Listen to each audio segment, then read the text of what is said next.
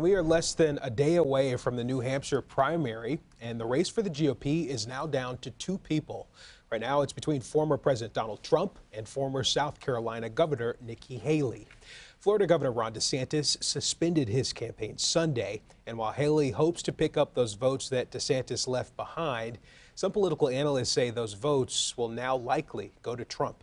There's this sense of inevitability, this aura of inevitability around Donald Trump. Nikki Haley needed to find a way to puncture that over the last week. I don't think she's done it. Our expert also says that Haley will need independents to come out in force on Tuesday to pull off any kind of upset. So we have a lot to get into tonight, and joining us now is Aaron Call, director of the debate at the University of Michigan. Thank you for being here with us. Well, it's great to be back with you. So what are your thoughts right now on this possible showdown between Haley and former President Trump? Yeah, Nikki Haley has wanted a one-on-one contest for several weeks or months, and she's going to get her wish.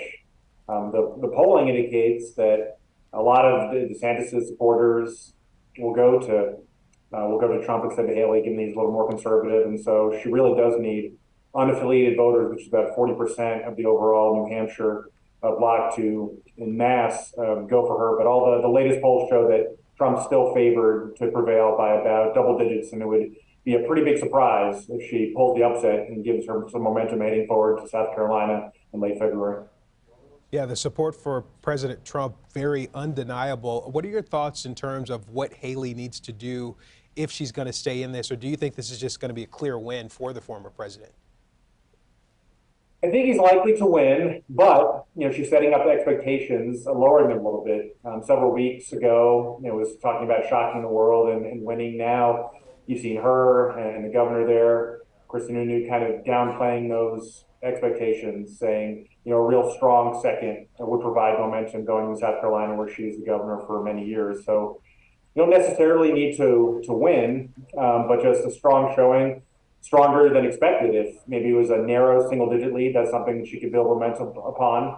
And then previously, going back to Bill Clinton, had a strong second-place showing and called himself a comeback kid and did really well in some future states. So, I think a very close second could help with fundraising and could help narrow the gap. And then she really need to have an upset in South Carolina. While she was the governor there, she's been out of politics for a lot longer, and even though Trump is not an incumbent, kind of being treated as one by primary voters, and really kind of giving the benefit of the doubt and like her to serve a second term. So she's kind of one race at a time right now, and so a close second and maybe doing a little bit better than the polling indicate could allow her to stay in the race for a little bit longer, maybe weeks or months longer. Yeah, you were actually in New Hampshire this past weekend. Can you tell us what the energy was like out there, what you saw, and also what you make of those new developments we got with a lot of those candidates already dropping out?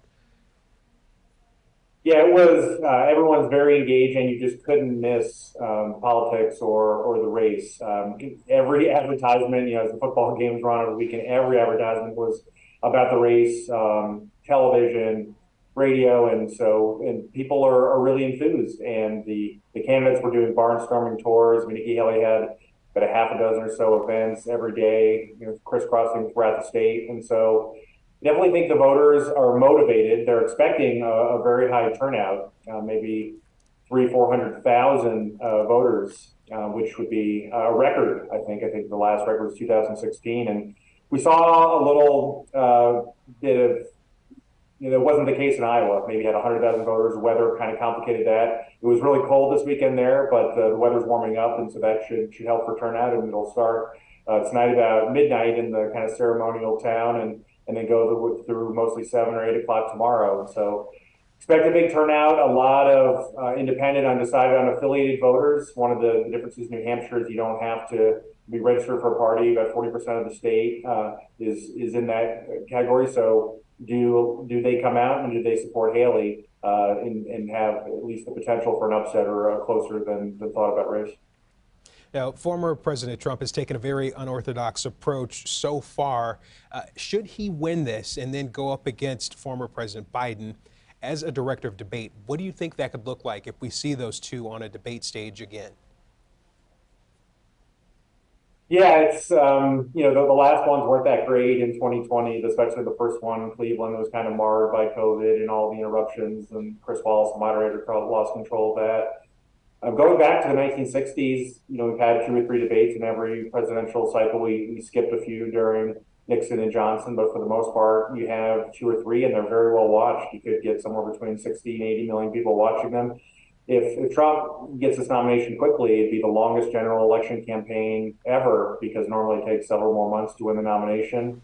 And it's two almost 80-year-old politicians that aren't very well liked, and so I don't think this is a matchup maybe that everybody is wanted ideally, but it's the one they're going to get. And they're already have been. They've announced the 3 locations for the debates in the fall, in September and October.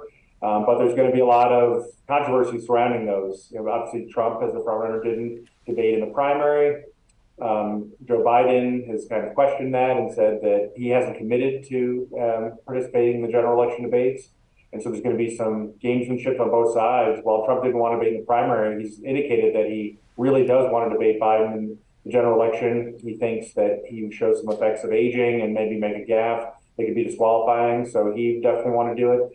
I hope the public pressure, the fact that this has kind of been a norm and they've been, having several of them for decades, we did get 2 in 2020, will force them to do it. And I think it's just a civic responsibility, and allows people, undecided voters, one last closing statement, and sees how the candidates respond under pressure, what their age is like at this point. It's been a long time since they've previously debated. So hope that we continue to get them, but it's going to take a lot to get there. There's going to be a lot of back and forth, yielding hopefully to that eventual process in the fall. Yeah, quite a bit. Before we let you go, also getting word that DeSantis is now supporting Trump, likely over Haley. Do you think that that will put a dent in anything? Could some of his supporters then go to former President Donald Trump, or does that not make much of a difference?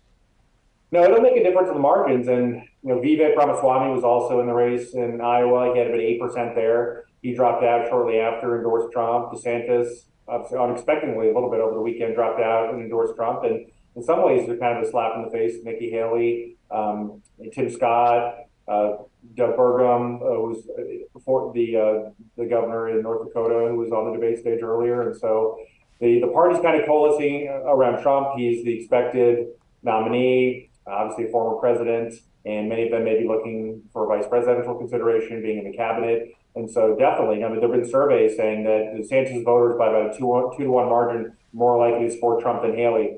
And so, while in some ways it's nice to just get a head-to-head race, just down to the 2 of them, you may be careful what you wish for, because a lot of the supporters over those who just left the race are more likely to go to Trump. And they're also going to be in the ballot because they dropped out so close. But I think that's part of why the lead is increased by Trump a little bit. At Haley's best, there were some polls showing a tie, or maybe she was down by a few. But in the last few days, especially after some of these withdrawals have occurred, Trump has opened up a solid low double-digit lead. Because of that, support is going to him, which makes him the favorite for tomorrow night. All right, Aaron Call, Director of Debate at the University of Michigan. Again, thank you for joining us.